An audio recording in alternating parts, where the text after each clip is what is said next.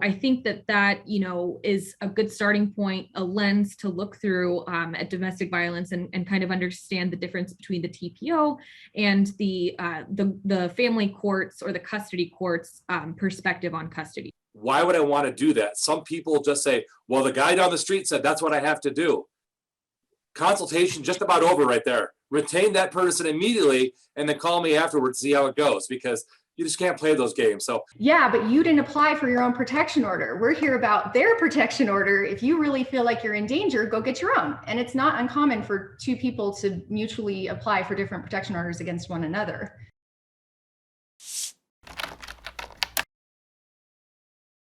Alex here with a perspectives video on protecting children. We're going to start with a round of introductions, starting with Jason Stoffel. Why don't you let us know a little bit about yourself and your firm?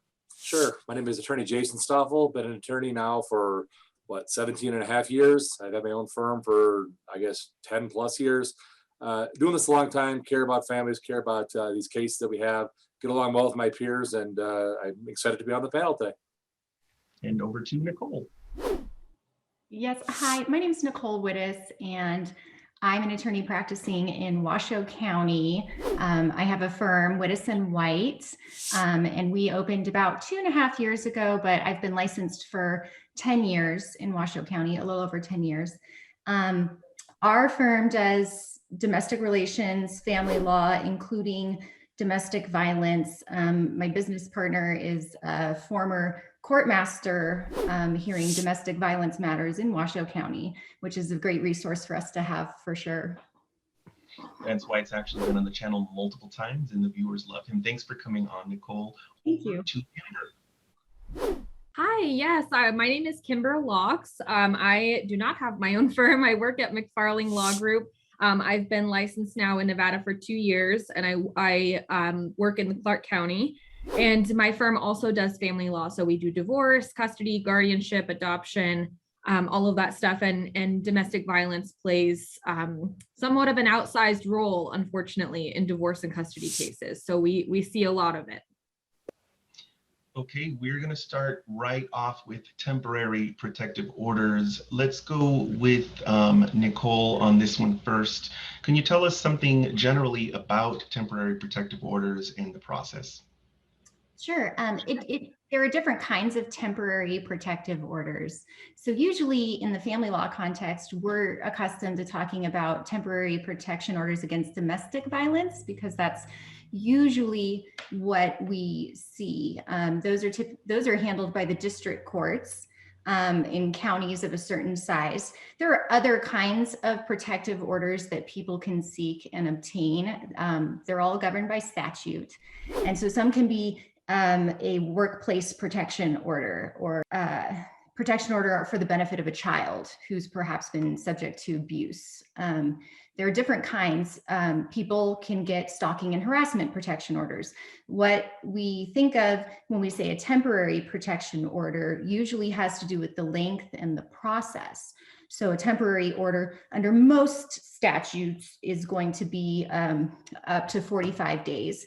There are some exceptions. Some of the other kinds can have a shorter time span, like 30 days. The other thing that makes them unique is that you can obtain them through what we call an ex parte process. In other words, one person can apply and not necessarily give notice to the person against whom they're seeking protection. And the court can rule on that request without notice or due process. And so that's the unique aspect of a temporary protection order. I appreciate you going into the mechanisms that are separate from domestic matters, because a lot of people don't know that there are different types of protective orders out there. And if I remember correctly, those originate in the Justice Court. We'll go over to Kimber. She can correct me if I'm wrong about that. And also if you could possibly elaborate on whether you need to show actual violence or if threats of violence are enough. Over to Kimber. Sure, yeah. So in Clark County, at least, you apply through the district court. The family division is part of the district court. So before the pandemic closed everything down, you could go into the lobby and apply there in person. There would be an advocate there to help you fill out the application and submit it, and you just file it with the court clerk. Now, most things, and I believe this is still the case, Things are done online, so you can e-file it. You just need to use your email address and the court can help you set one up if you don't already have one. So you can e-file your application. And in fact, Safe Nest actually offers now an in-person location where you can go. It's 3900 Meadows Lane. And you can go there and they have an advocate there to help you fill out your application, submit it, and then have a hearing the same day, as long as it's submitted before 4 p.m. You can have a hearing the same day by video in their sort of secure area, so you don't run the risk of seeing your perpetrator in person. Thank you. Let's go over to Jason. And one additional thing that I want to bring up to Jason, of course, you can respond generally, but very curious about the improper use of protective orders to get a leg up in a custody case. That is one of the questions that we often get. Go ahead. Gotcha. Well, judges hate that if you're using it for the wrong reason. And I think the other two attorneys would agree with me on the panel. How many people come in for a consultation and say, I need this, or if I just allege this because I'm, mom, and I hate to sound sexist and I'm not, but people will say that. And I have to be the bearer of bad news sometimes to people. I say, if you want an attorney that's going to fabricate facts and to basically make it sound like that your victim or one time something happened 2 years ago, and now since you're going to write, file for divorce, whatever, you're going to use that. If you put that in an application and my name's on it, my credibility's toast. Why would I want to do that? Some people just say, well, the guy down the street said that's what I have to do. Consultation just about over right there. Retain that person immediately and then call me afterwards to see how it goes, because you just can't play those games. So, but in most cases, there are a legitimate concern of violence. There really are. But some people, to the right person, they will spin it. They will do whatever they can to say, if I just say this. And then I have to tell people, if you say so-and-so hit me, you say so-and-so did this, convince me. If you can't convince me, there is zero chance I'm going to be able to convince the judge. So unless you can back it up, don't allege some of these things with domestic violence. Some of the stuff, you don't have to have bruises and scars to have domestic violence. I had one case where it was animal abuse, and I actually did my homework, NRS 33.018, 1E7, subsection 7. Kicking the dog is a form of domestic violence. And sometimes it's not only that act, it's the threat. Next time it's you, fill in the blank, and kick the golden retriever. So judges look at applications very seriously. Sometimes the high profile ones make the news if an application is denied. But I think most of the time, to the satisfaction of the court, most of the time, these judges and hearing masters, they get it right. They want to protect kids and families, but you have to have facts to back it up. You can't just say he's violent and blah, blah, blah. They're going to deny those.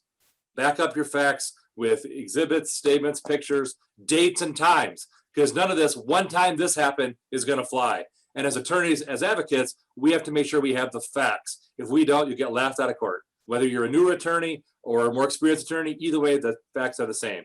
Back up what you say and be an advocate to your client. Thank you for that, Jason. We're going to rotate with the next question. We'll start this time with Kimber on the extended protective order. I know that Nicole talked a little bit about the time limit. Let's talk about that a little bit more. Also, let's talk about how this takes care of the due process rights of the adverse party, and how how the process actually at this point takes input from the targeted side. Go ahead. Sure. As Nicole said, the initial protective order is good for 45 days. If you can actually apply in your initial application for an extended protective order, the court will issue the initial order and set a hearing requesting for both parties to appear, whether that's virtually or not, and give the other person that due process opportunity to oppose or ask to modify the protective order. Sometimes maybe it's too protective and it doesn't allow them to go to certain places or see their children or something like that. So the court wants for there to be some sort of hearing and opportunity for this person to come forward and say, here's what's going on. This is why this protective order needs to be, ended, or it doesn't need to be extended. Not necessarily that it needs to be modified, but that, the 45 days has passed. We no longer live together, for example, if they've moved out, we've come up with a custody order, something like that. My office often will ask to have those extension hearings moved or continued to the custody related hearings. So if the TPO is part of a larger divorce or custody case, then we'll say, judge, respectfully, can you please continue this so that their custody judge can make the determination on whether this can be extended. And you get one extension, and it lasts up to 2 years is the maximum time for an extended protective order. Appreciate that you brought up the fact that there are sometimes 2 judges involved. I always wondered how that was handled. Let's go over to Jason. Same thing, feel free to follow up generally. And I'm also curious, Jason, on what happens after it expires, whether or not somebody can get another one, and just go into all the details on that. Well, the phrase I use a lot is crystal ball. Some people say, if I have a TPO or an extended protective order, EPO, if I have it expire, I'm basically a sitting duck waiting to be slaughtered. I know that once it's lifted, they're going to get me. And I'm using general neutral terms. They could be the other way around, not the typical guy versus gal. But what I'm saying is, you have to have facts to allege it. And one case I had a couple years ago, there was severe violence, and it was right around the time of Valentine's Day. And sure enough, the week before Valentine's Day, a year later, because years ago, it was only 1 year for a TPO, extended protection order. Now it's 2 years. And it was a note on the windshield wiper of the car. I love you. Let's talk. Let's drop the divorce. That was enough for the judge to say, we got some choices here. You can go to jail. You can do X and Y and Z, but you violated the TPO. So we could ask you to extend this, et cetera, et cetera. And actually at that point, we really didn't need it. She kind of didn't take my advice and do other things. She just basically said it was harmless. I'm like, heck no, he ran through the restraining order. He's in front of your house with an I love you letter around Valentine's Day. So some judges see that form of stalking, harassment. It's a form of abuse, the power and control cycle. We know that. So judges have to be aware of that and see certain things like that. But again, that's a specific fact. I went to court with the love letter note and say, here's what it is. That's not my opinion. Not we saw someone in a hoodie. Here's evidence. And that's what we always need in family court, a little thing called evidence. Let's go over to Nicole. And I just wanted to mention, they discussed the use of a safe nest in District 8, Clark County. I wonder if District 2 up in Washoe has any innovative things in place that have come up recently with regards to protective orders generally. Sure. I'll touch on that, and then I'll kind of talk about my thoughts on EPOs, extended protective orders, and some of the things they can do that are really useful tools, I think, for litigants. We do have a bunch of great resources up in Washoe County. So probably the best one for people who are in an instant situation where they're feeling in danger, they don't really know what to do, they don't know how to go about the process. The crisis call center tends to be a good resource. A lot of the law enforcement divisions in and around Washoe County also have victim services where they can direct people to resources. A great thing I think about protection orders that's sort of unique to this area statutorily is the statute actually empowers and requires courts to create resources for litigants. So I think that is another unique aspect to protection orders. So the courts are required to give free copies of documents. They're required to defer costs of filing and potentially move those costs over to the adverse party later on or waive them altogether. The courts are required to create these 24-hour after hours programs in counties that are over a certain size. So there are a ton of resources, I think. Also, clerks at the courts are statutorily empowered to help people complete their applications. That's a really unique area that's not, and it walks a line. It's very clear that they can't act as attorneys, they can't give legal advice, but there aren't a lot of things that you would do in the law where the courts are empowered to help somebody get step by step through the process. So sometimes the courts are themselves a great resource for victims of domestic violence. So there's, and those same provisions, I think, also apply in the justice courts for other kinds of protection orders. On extended orders, I was going to say, everything you can get in a temporary order, you can also get in an extended order, but you can get other things. So the courts, now that there's due process, now that they've heard from both sides, can do other things. A temporary order can give temporary custody of minor children that are shared between the parties. But at an extended hearing, they can revisit that custody decision, and the court can also issue temporary support. They can require an adverse party to pay rent payments or mortgage payment. They can require the adverse party to pay the fees and the costs of the process. And they can require the adverse party, one of the bigger things is surrender of firearms. So that's the big difference, I think, on an extended order, is there become a lot more, I think, implications for an adverse party. But at that point, there's the due process in place. I really appreciate it. It would have been a travesty if I would have missed those. I completely forgot. So yes, you can get all kinds of additional things in an extended protective order that Nicole just mentioned. Very important stuff. Let's rotate over to Jason on the next topic. Domestic violence generally, and the impact that that can have on a court's physical custody determination specifically. Gotcha. Let's find under the statute. The statute is 125C.0035, subfactor 5, subfactor 6. For people that are following along, certainly that's important to know. Judges don't make up things. Judges are not supposed to, although probably some of them do, legislate from the bench. We don't care what the law, what it could be or should be. We care what it is. If you don't like it, change the law, write your senator. So when you have these things, these domestic violence allegations, as I said, it's a little thing called evidence. Allegations are an offer of proof. The first thing you want to do, whether you're representing the abuser or the victim, you want to know where they're at if there's a criminal proceeding, going forward because of the Fifth Amendment protection. You just want to come clean with the court to say, Judge, before you set an evidentiary hearing in the civil side for family court, let the criminal matter play out. They might take a plea, they might this, they might that, there might be deferred adjudication, take classes and wipe it from the record. So these are things that someone could do to affect their custody rights. Again, these are all offers of proof. An arrest is not a conviction. Can't stress that enough. Judges have to look at these things, and also the standard, it's more than a preponderance of evidence. It's clear and convincing evidence, and that's usually only at an evidentiary hearing. And the only exception is someone coming in with a conviction. You've had your due process, whether it's a plea or not. So judges have to take heed and basically ask those questions. But some of the judges, they're busy. They might not understand every fact of the case and every step in the process. I think as attorneys, as advocates, you need to tell the judge where we're at with the process. And some judges will say, if it was so bad, why did no one call the police? If it was so bad, why did no one get arrested? Where's the evidence? Where's the witnesses and so forth? So it's just an offer of proof. So some people think that domestic violence is slam dunk, boom, done, you win. Now, let me give you a real brief story. And this happened over, I think, 12, 13 years ago. It was a case where very old convictions I was bringing up in my case in chief.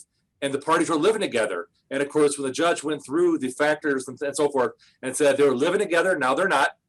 They had another kid together, even though that they were in a dating relationship, they weren't married at the time.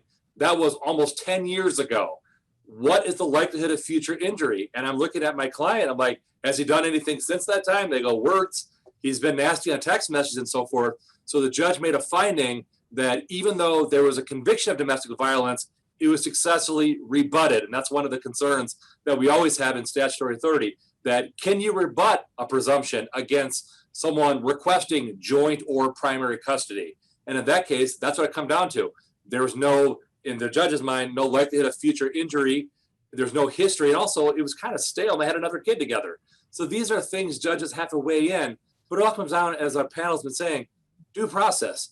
You get your opportunity to put your case on. And the other side, whether you like it or not, they got to say their side of the story. So the presumption can be rebutted. And that's a hard lesson to learn as an attorney, saying, how could I lose this case? How could my client not prevail?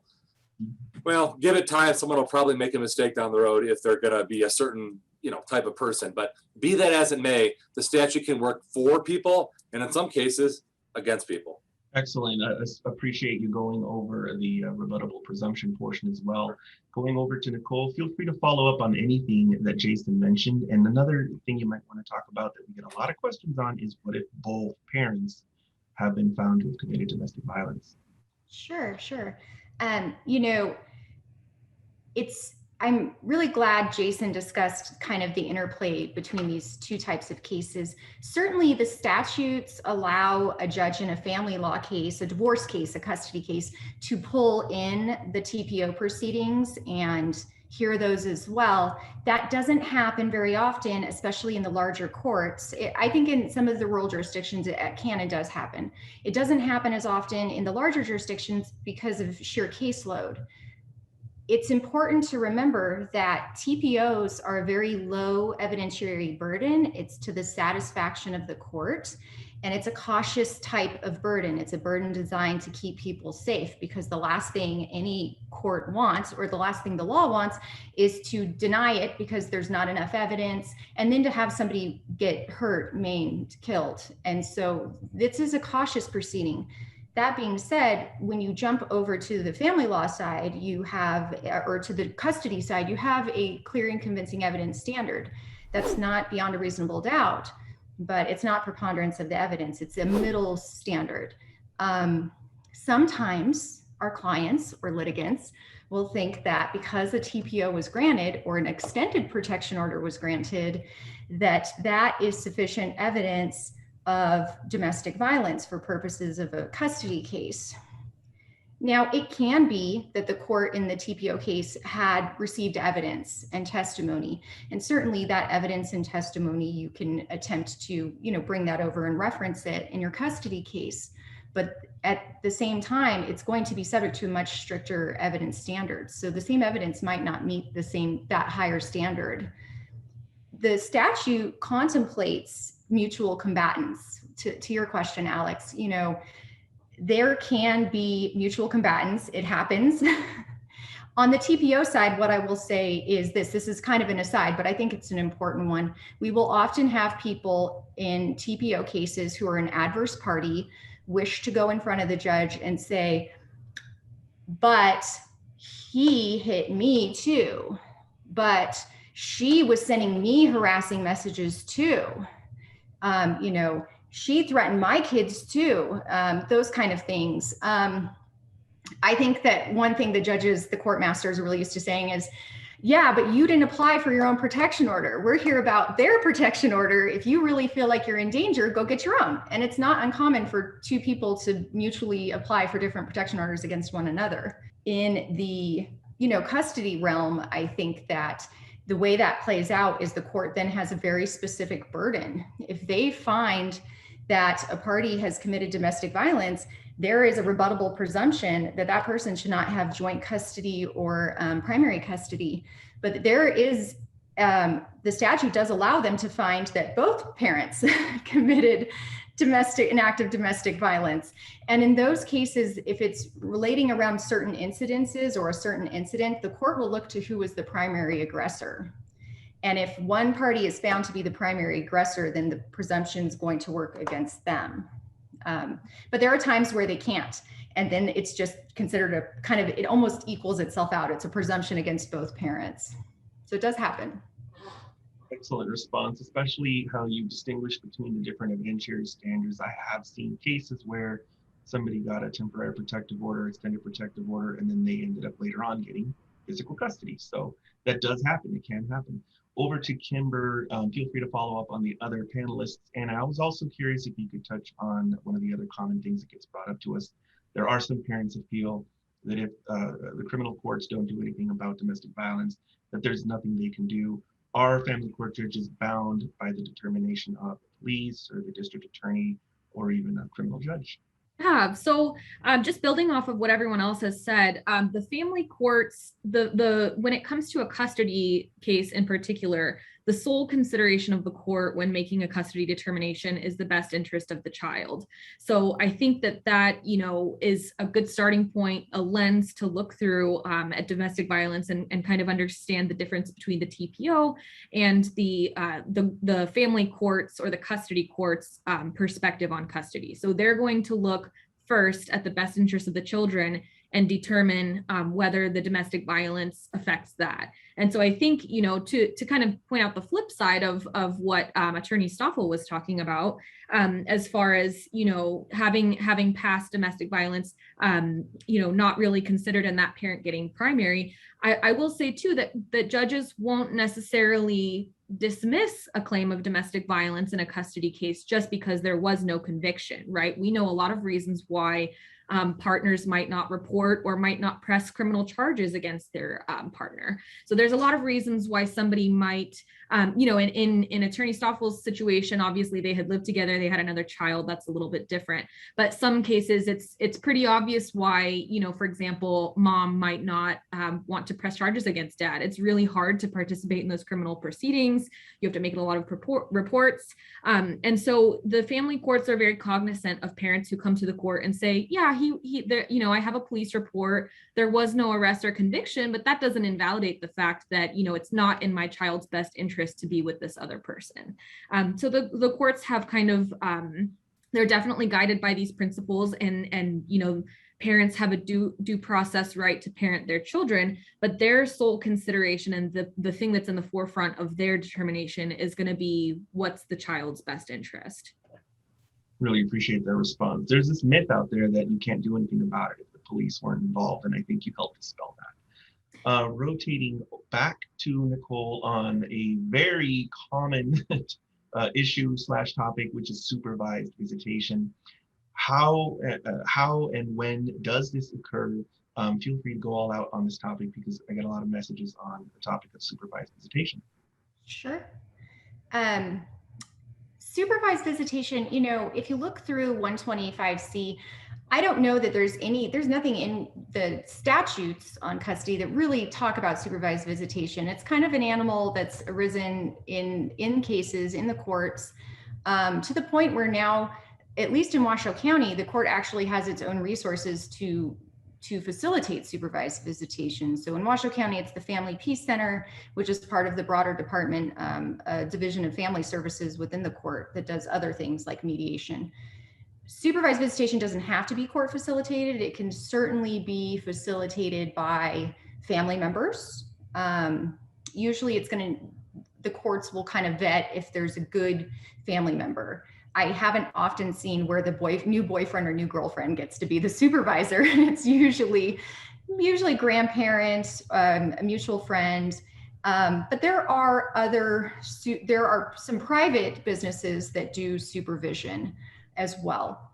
I will say, I think the general tone amongst the judges, at least in Washoe County on the family bench, is that supervised visitation is really meant to be a temporary thing. It's intended to get whatever the situation is that is making a situation for parent and child unsafe or concerning, or even potentially stressful for the child. It's intended to give a little bit of breathing room to deal with whatever that underlying fact is. It could be addiction. It could be, concerns about maybe a pending domestic violence case. It could be things like that. And during that time, still preserve the parent-child relationship. I'm sure the other panelists can talk about this more, but COVID really did create new, interesting, kind of tragic circumstances for people that were undergoing supervised visitation. But I think the moral of the overall principle of this sort of thing is that this is a temporary thing. It's really not meant to be a forever thing. And I think it's very unfortunate when usually the custodial parent gets it in their mind that this is going to be the visitation situation forever for our kid.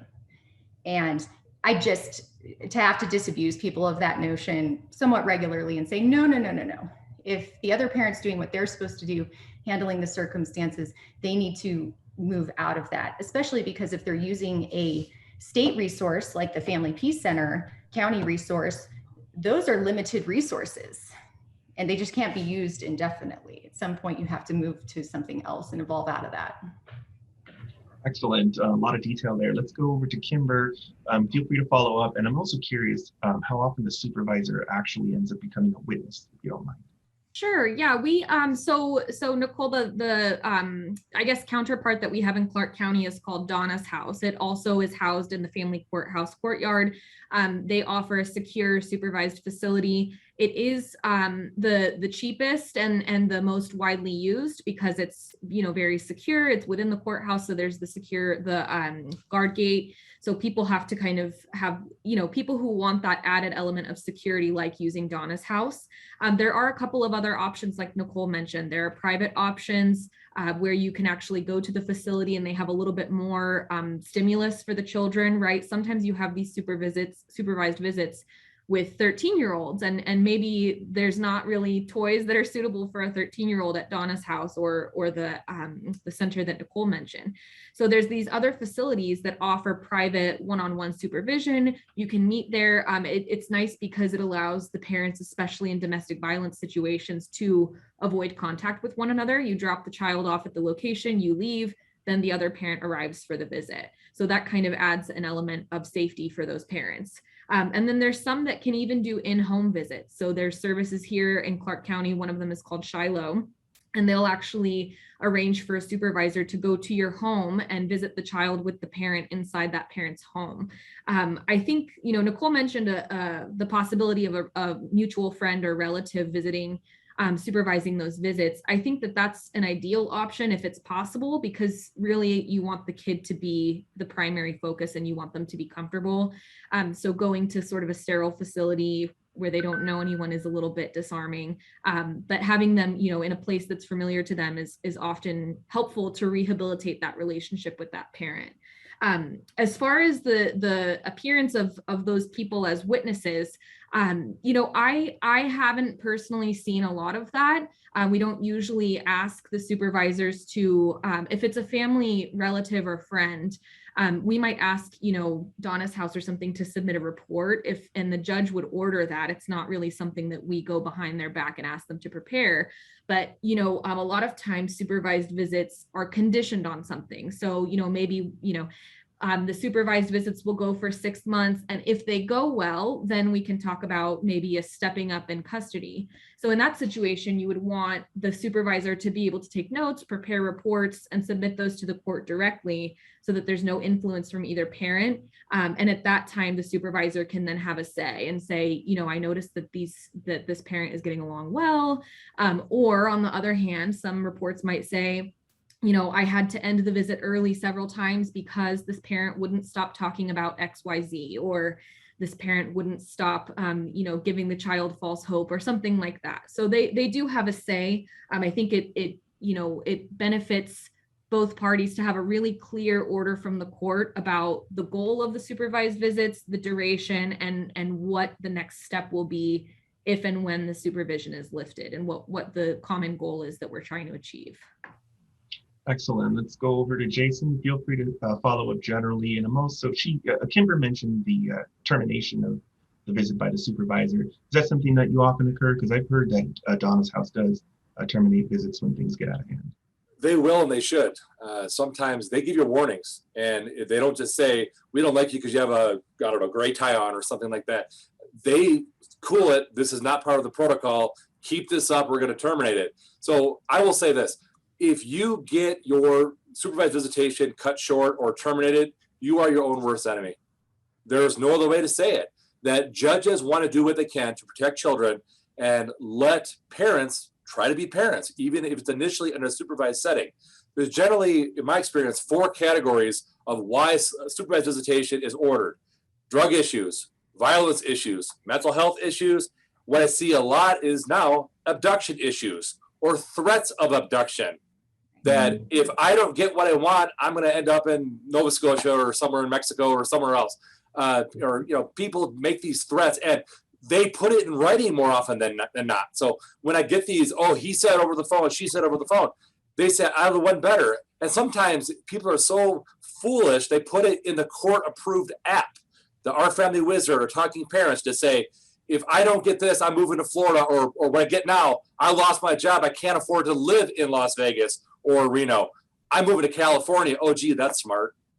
People make these callous observations, but generally the supervised visitation process is short, typically 2-3 months, and then have a status check, review the report if one is available.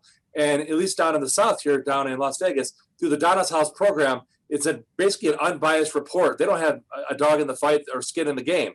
So, and you can't call them as a witness. They have the quasi-judicial immunity, but the report should speak for itself.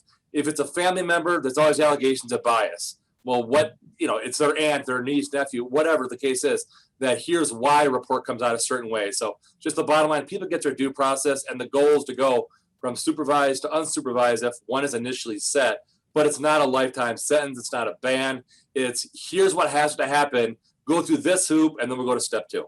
Done. Okay, rotating over to Kimber on the next one, Child Protective Services. Please let us know, I guess you could say the use of Child Protective Services independently, but I'm also curious about parents specifically who try to use the agency while their child custody case is ongoing. Sure. So this is kind of a hot topic. I think that, a lot of parents, maybe too many, view CPS as sort of a tool to kind of get custody. And that's sort of an inappropriate view of Child Protective Services. Certainly, if you believe your child has been harmed or is in harm's way in the other parent's care, then absolutely you should involve the authorities and get that child to protective, care. That being said, if your child comes home with a cut and without calling the other parent, you think it's a good idea to call CPS and report this cut because you think it'll give you a leg up in your custody case, that really ends up burning parents a lot of times because you're filing this frivolous report. And as Nicole mentioned, you're taxing state resources that could be used for children who are seriously in harm's way. And you're kind of using it with the assumption that you're going to be able to modify custody or something of that sort. So, I see that not super often. I think parents usually have the wherewithal to contact the other parent first and try investigate what's going on before they go to that. But unfortunately, it is used sometimes as a resource or a tool to try to modify custody. Now, the courts aren't bound by the CPS determination. I know that was, that's one thing that parents are sure of, is that if an allegation is substantiated, or if it's not, then that means they're free and clear. But the reality is that the court has to look at all of the evidence available to it, and it will, oftentimes order a review of CPS records and review all of that information and reports themselves. CPS cannot make a custody determination. They can remove children temporarily if they believe that the child is in imminent danger, but they aren't going to say, go ahead and keep the kids this week. They're not going to say, return the kids, everything's fine. They're going to make a determination about the allegation, and then the court will use that information to make a more permanent custody decision. Excellent, thank you for that. Let's go over to Jason. Generally, feel free to follow up. And I'm also curious if there's any impact in a child custody case when there are CPS issues that have come up, not with that current family, but maybe prior relationships. It all is relevant. I mean, sometimes it could be, anything under abuse, neglect, or sometimes just educational neglect. I see that a lot, to say, oh, I couldn't get the child to school, but now with homeschooling and distance learning not as prevalent. But 5-6 years ago, I would have people that, were poor and had financial issues. And they would say, I had to work 3 jobs and I couldn't drive the 2.1 miles to get a child to school, and they didn't qualify for a bus. So because of that, not only the child I have with this parent can't get to school, my 3 kids with whatever can't get to school. So these are issues that the judge has to have in front of them. It's persuasive information. They're an investigative body under NRS 432B, but they're not judge and jury on the spot. They do what they can to protect children, as Kimber said, certainly. And it's important stuff for a judge to consider, but you also want to make sure, and clients will ask me, should I call CPS if, blah, blah, blah. I will always say, if you got your facts, and absolutely do that. But if you cry wolf 3, 4, 5, 6 times, the one time that you really do have a solid case, they're going to say, well, we called your bluff the last 6 times. Why are we coming out to investigate? And judges will take heed of that. So be careful when you call CPS, but I never want to discourage someone from calling. I mean, again, I just have the true test. If you can't convince Jason, then you're not going to be able to convince a judge that perhaps you need something of protection. You just got to be careful. And, that's what an advocate does. Steer your client in the right direction. I generally err on the side of caution, certainly. Call CPS if you believe X, Y, and Z, there's an imminent threat, but not if there's a scratch on your knee, not if there's that. You can't wave that abuse card and say, that'll fix him or that'll fix her. Be careful what you do, it can backfire. Appreciate all the candor from all the panelists. That's, I think, one of the things that makes these videos great. Going over to Nicole, feel free to follow up generally. I'm also curious about the psychology of a parent possibly using CPS because it's free, as opposed to having to, put forth attorney fees and such when they have to litigate it themselves in a child custody court. Right.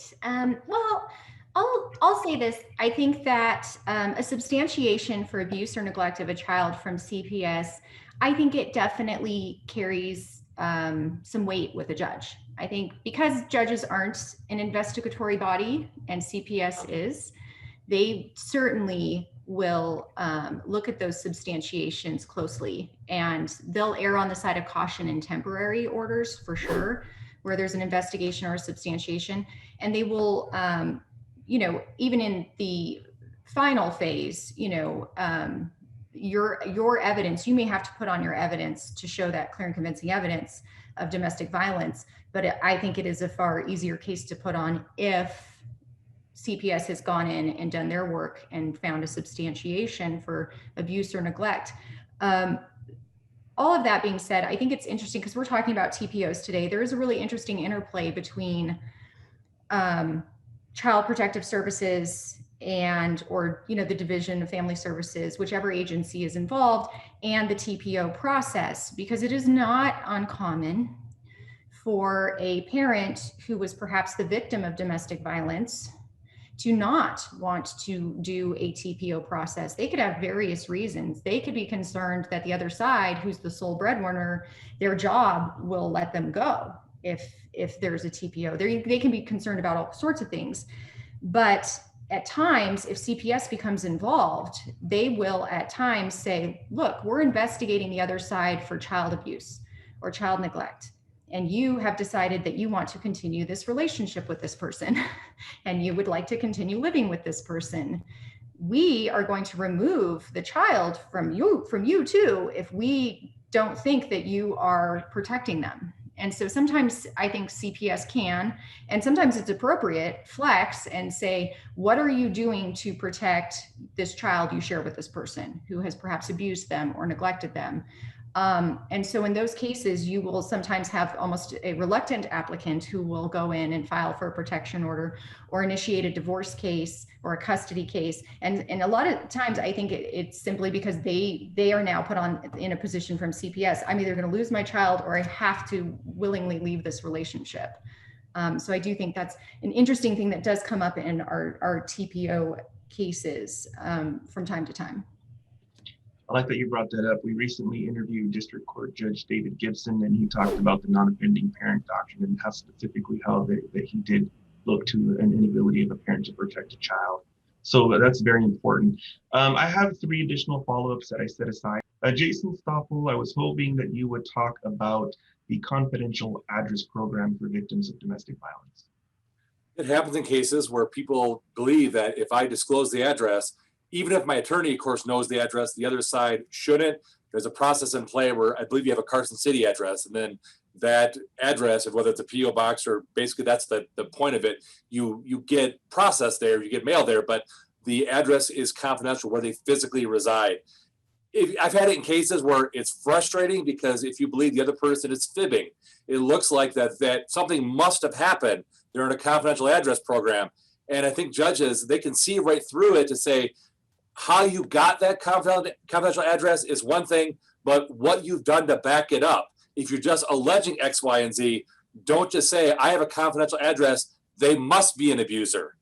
And these are things that we get all the time. People think that a piece of paper means more than it is. I've had someone say, I've got a confidential address, he's an abuser, or maybe she is an abuser. Why are we here? No trial, I win. And you just got to scratch your head to say, due process? I mean, so these are things. So that exists for safety concerns, but let's call it what it is. For any topic, whether it's profession or something like this process, people sometimes do abuse it. It's there for a reason, but unfortunately, sometimes people take it for the unintended purpose, saying more than it is. Right. And I know that Justice Sherry authored an opinion talking about exactly what you just talked about. Let's go over to Nicole on psychological evaluations. I don't know if they talk about it very much in Washoe County, but in Clark County, it comes up a lot in these Facebook groups online that are there for support. Could you talk about the requirement or the imposition by a court for a psychological evaluation, how often it occurs, any kind of details you'd like to go into on that? Sure, sure. There's different kinds of evaluations the court can require. One is what you were referring to, psychological or a mental health evaluation. I use the term mental health usually in my cases because it may not always be a licensed psychologist who's performing the evaluation. Obviously, in an ideal world, that's awesome. But these evaluations can be very expensive and very time consuming. There are other evaluations you can ask for depending on what the issue is. It doesn't always have to be a mental health issue. It could be a substance abuse evaluation. It could be a anger management evaluation, which is a far more specific and narrow look at what's perhaps going on with a person. Depending on what kind of evaluation is will depend on who you have perform it. But as I mentioned, they can be expensive. Where a case has the resources for that, that's great. There are some resources that get grant funding in town that can potentially prepare those evaluations. The one issue that I think comes up for me, at least as a practitioner more than anything with evaluations, is the idea of self-reporting. So a lot of times the concern is, hey, we're going to do this ask for this evaluation, but then the evaluator is just going off of what the individual who's being evaluated self-reported. And so I usually think it's a best practice for whether the litigant's self-represented or you're a lawyer representing a litigant who's seeking this evaluation to say, hey, can we take either let our side present a written statement to the evaluator? Can we send some records from a criminal case to the evaluator? Can we send perhaps the statement we filed in this case concerning these allegations to the evaluator so that at least it's not entirely self-reported? I do think that can, otherwise they're just not very useful. Okay, and then over to Kimber. I only recently heard this, I guess they refer to it as step-up plans. My understanding is that it's a court order that changes over time. There's, I guess, triggers in place in the court order. You're nodding, so it looks like you know what they are. I very recently learned of them, and I just thought, is this something that is used as a way to protect children? And if so, how exactly do the step-up plans work, and how often are they implemented by the court? Sure. So I don't know that I've ever heard them referred to as a step-up plan, but maybe that's the formal name for them. I call them a graduated custody schedule, something like that. A lot of times our office uses them in situations of reunification more so than domestic violence. That's because, maybe a child has not seen their parent for 5 years or something like that, or even less time if they're much younger. And they need time to kind of get used to this person before they should be dumped with that person half of the time. Obviously, there's all kinds of different family situations. And so it just varies per family. But I think in the case of domestic violence, it can still be useful to say, again, maybe even starting with the supervised visitation. And then if that goes well for 6 weeks, then, 1 day a week, no overnights with the offending parent, see how that goes, and then so on. I think a lot of times the duration and the length of each segment of the stepping up will depend on the age of the child. So, if the child is older, 10, 12, something like that, and can report if something is going on, then it can be a little bit more quickly graduated. Whereas with a younger child, there's these concerns about their ability to communicate to you if something did happen, and you don't really have the same way to know if that time went well. And so, yeah, I think graduated schedules are a really useful tool, and especially when judges want to help parents start to co-parent and be a little bit more hands-off, so that you're not running to court every single time something changes. So these are oftentimes designed to carry parents through a certain period of time, try to work their issues out together, and then come back before the court for maybe a status check to see how that's going, to do a more staggering change. Excellent. So the last thing I'm going to let the viewers know is the most extreme mechanism available is the termination of parental rights, which we won't talk about because we had another panel already come on the channel and talk about that. You can find that on our Nevada Judges. Thank you all for coming on. I think this was a wonderful panel on a very important topic. I do think that a lot of people are going to be interested in watching it. I really appreciate all of you for coming on today.